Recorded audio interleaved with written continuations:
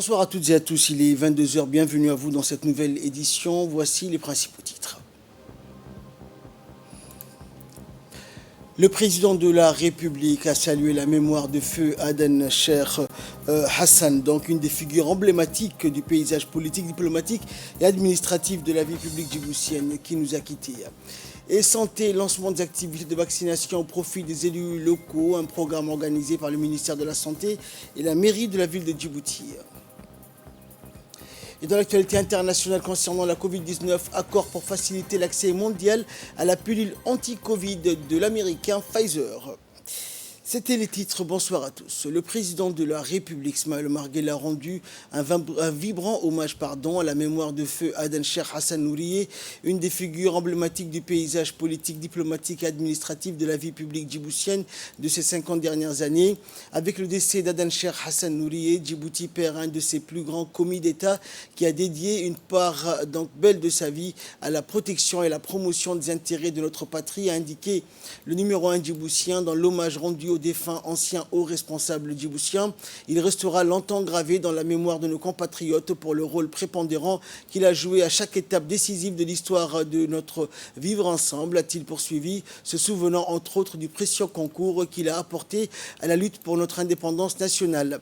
Homme de principe, de culture et de travail, sa rigueur est à l'origine de la carrière remplie qu'il eut tour à tour au sein de la diplomatie et de la haute administration nationale, a par ailleurs noté le chef de l'État louant les compétences et le professionnalisme de celui qui fut dernièrement son conseiller aux affaires diplomatiques.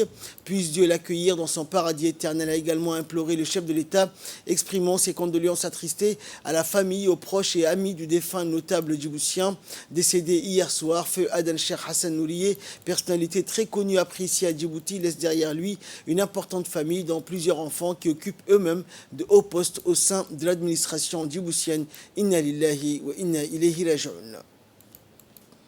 Et le défunt feu Aden Cheikh Hassan Nourié était un grand homme politique, militant de la première heure pour l'indépendance de notre pays, diplomate de carrière depuis l'indépendance.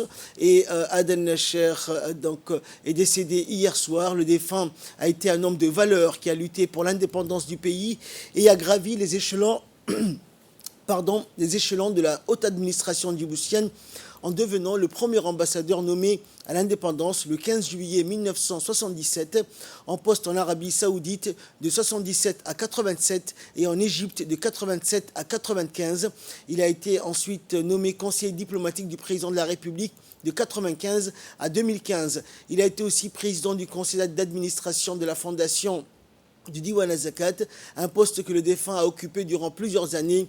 Homme de foi, aimé et apprécié de tous, le défunt avait une épouse, 7 enfants et 14 petits-enfants. Plusieurs de ces enfants occupent eux-mêmes de hauts postes au sein de l'administration djiboutienne.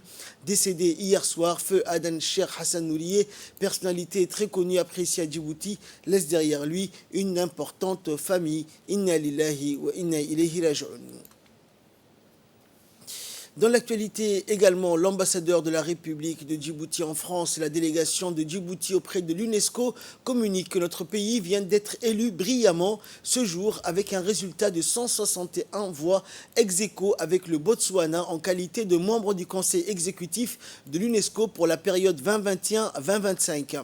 Pour la seconde fois de son histoire après le mandat 2009-2013, la République de Djibouti réintègre l'organe directeur principal de l'UNESCO, c'est-à-dire là où se prennent toutes les grandes décisions. Cette victoire est le résultat d'une grande mobilisation tant au niveau donc bilatéral à Paris qu'à l'exercice diplomatique intense à Djibouti au sein du ministère des Affaires étrangères et toutes nos missions diplomatiques à l'extérieur.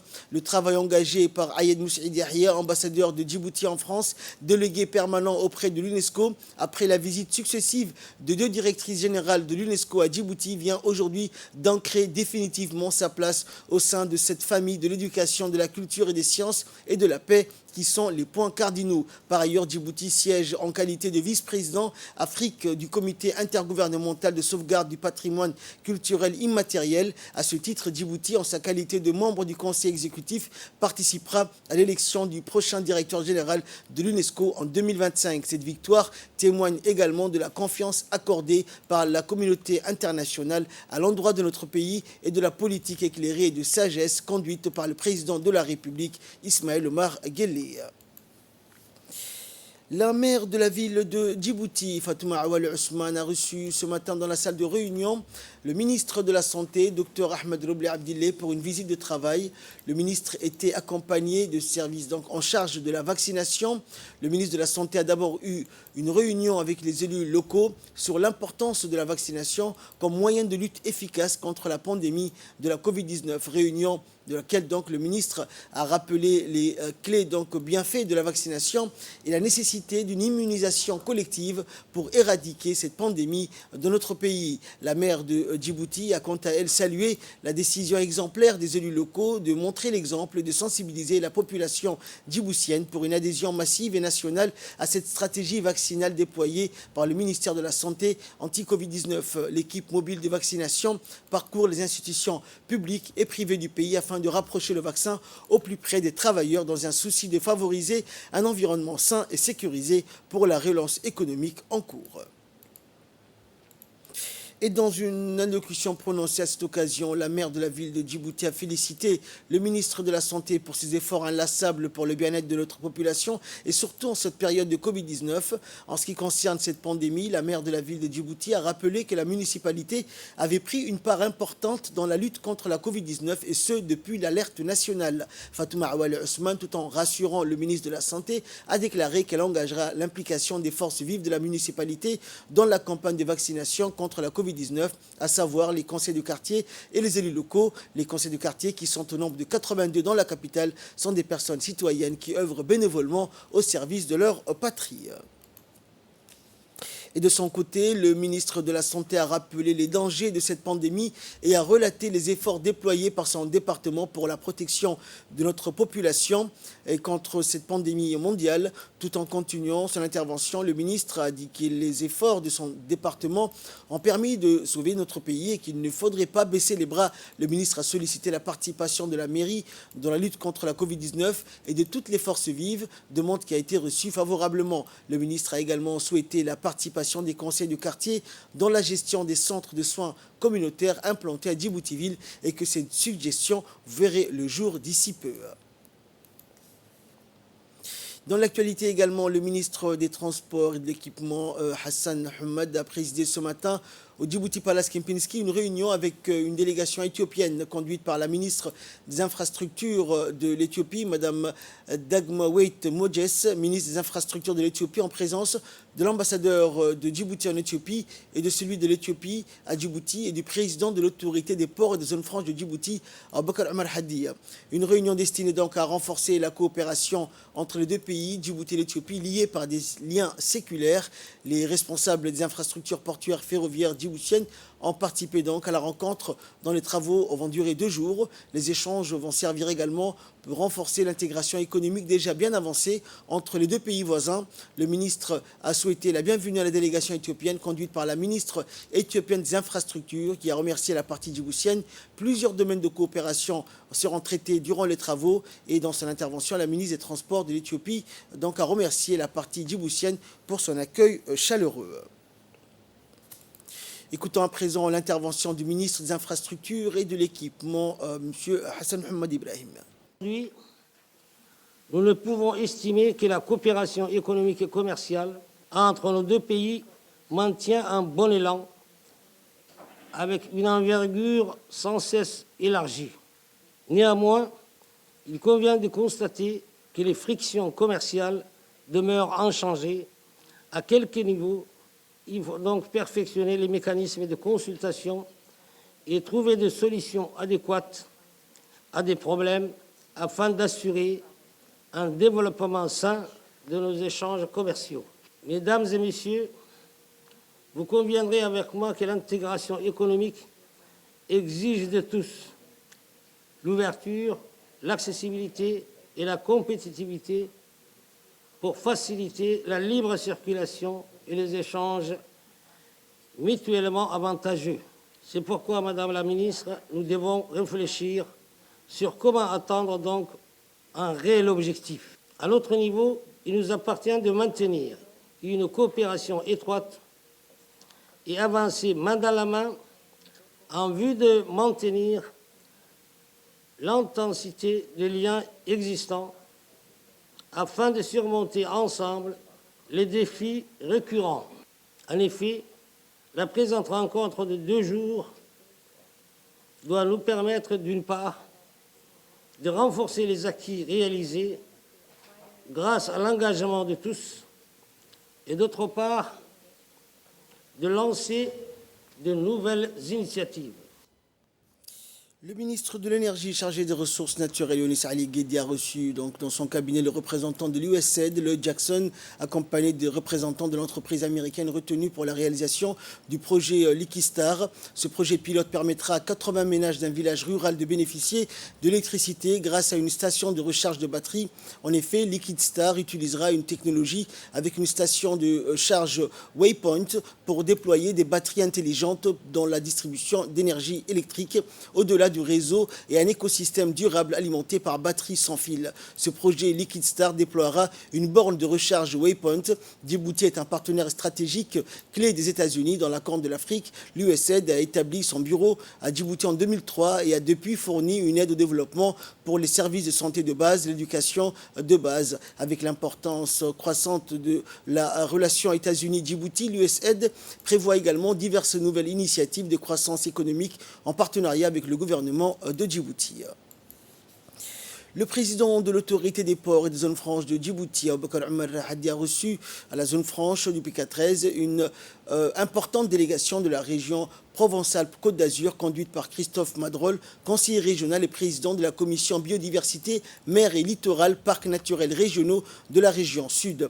Outre le message de bienvenue et l'accueil chaleureux, l'entrevue entre le président des autorités des ports et la délégation s'est déroulée dans une ambiance amicale et détendue. Une introduction et présentation générale de Djibouti International Free Trade Zone ont été faites sur les différents avantages qu'offre la zone franche, mais également les discussions ont porté sur le renforcement de la coopération de nos 2 pays dans le domaine des infrastructures portuaires et des zones franches. La délégation a également pu constater de visu les avancées remarquables réalisées.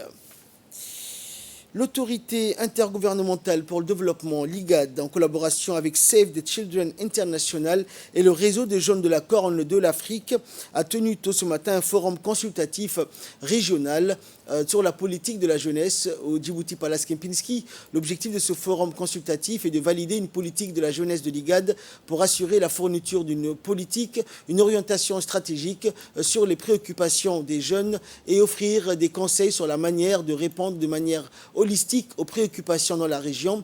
Les participants au forum sont des représentants des réseaux des jeunes des pays membres de l'IGAD, du groupe de travail interinstitutions sur la jeunesse, des partenaires de développement et stratégiques pour assurer le soutien dans le développement, la mise en œuvre et le suivi de la politique de la jeunesse. Ce forum consultatif régional fait partie de la feuille de route pour l'élaboration des politiques afin d'assurer une participation et un engagement significatif des parties prenantes. De ce mois de novembre regroupe des experts de nos États membres en charge des questions relatives à la jeunesse, ainsi de nos partenaires qui sont présents ici. Je profite aussi de cette séance inaugurale pour exprimer mes sincères remerciements à la République de Djibouti qui hôte en fait cette réunion. Ma reconnaissance aussi à l'endroit de la direction générale et aux experts du Bureau pour l'Afrique orientale et australe de l'agence de Save the Children qui ont travaillé en étroite collaboration avec l'IGAD dans la formulation et le développement de cette première version du document politique régional à destination de la jeunesse des pays membres de l'autorité intergouvernementale de l'IGAD.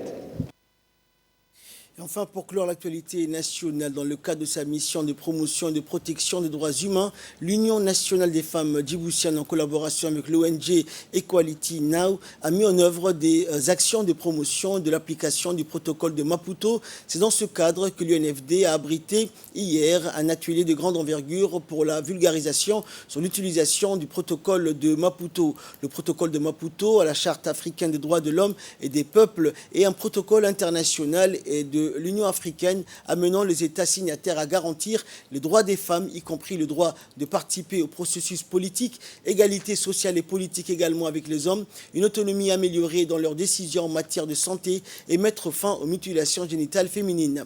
Des échanges ont eu lieu donc entre les points focaux des différents départements ministériels pour discuter de la manière d'améliorer les droits des femmes. Il convient également de noter que c'est en 2005, grâce à l'engagement de la première dame et présidente de l'UNFD, Khadra Mohamed Haïd, que la société civile djiboutienne s'était mobilisée en faveur de la ratification du protocole de Maputo. Actualité internationale à présent, accord pour faciliter l'accès mondial à la pilule anti-Covid de l'américain Pfizer. Le géant pharmaceutique américain Pfizer a annoncé hier qu'il accepterait de diffuser des versions génériques de sa pilule anti-Covid-19 au-delà des pays riches une fois ce traitement autorisé. Le laboratoire a également demandé l'autorisation de sa mise sur le marché aux États-Unis. Cet accord de licence volontaire a été annoncé conjointement par Pfizer et la communauté de brevets sur les médicaments créés par United début novembre. Pfizer, qui commercialise avec l'allemand BioNTech l'un des vaccins les plus efficaces contre le Covid-19, a publié des résultats intermédiaires d'essais cliniques de son antiviral oral. Il montre une efficacité de 89% pour prévenir le risque d'hospitalisation ou de décès chez les adultes présentant donc un risque élevé de développer une forme grave de Covid-19.